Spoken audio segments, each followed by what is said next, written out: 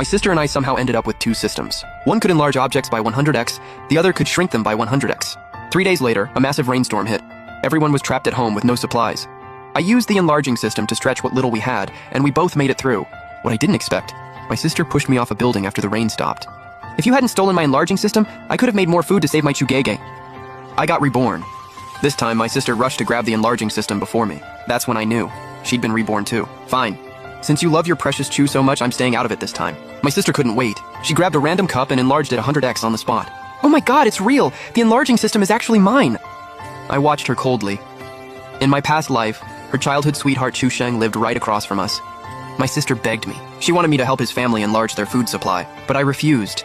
Said you couldn't trust people during the apocalypse. Without my help, Chu Sheng's whole family starved to death early on. I survived the apocalypse, only to be killed by the very sister I'd spent everything protecting. She was testing me. I took a breath and played it cool. It's just a system.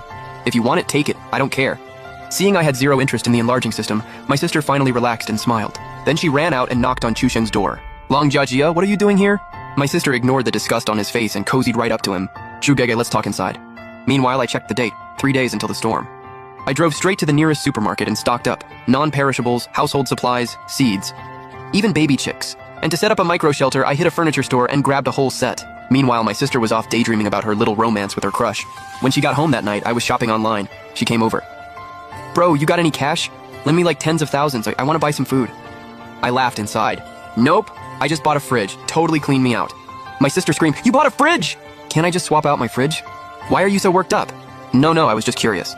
Wait, didn't you have snacks in your room? I already gave those to the elderly folks in the complex. They've got it rough, you know. You're not mad, are you?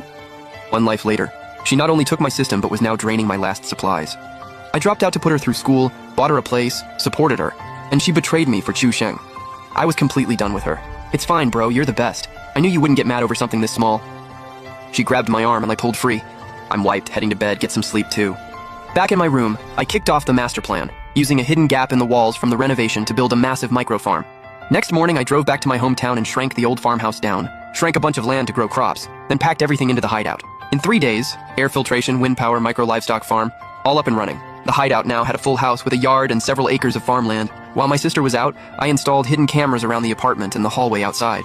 Just in case, I put one at Chu Sheng's door too. Now I could watch every move in the building right from my phone. Finally, I could breathe and wait for the storm. In the final half day, my sister ran over to Chu Sheng's again, but his family couldn't stand her. That girl across the hall has no shame. She's grown and still barging into my son's room every single day. Sounds like she's got a thing for your son. Looks like you're getting a daughter-in-law. Please, she didn't even get into college. Lives at home mooching off her brother, and she thinks she's good enough for my son? Not a chance.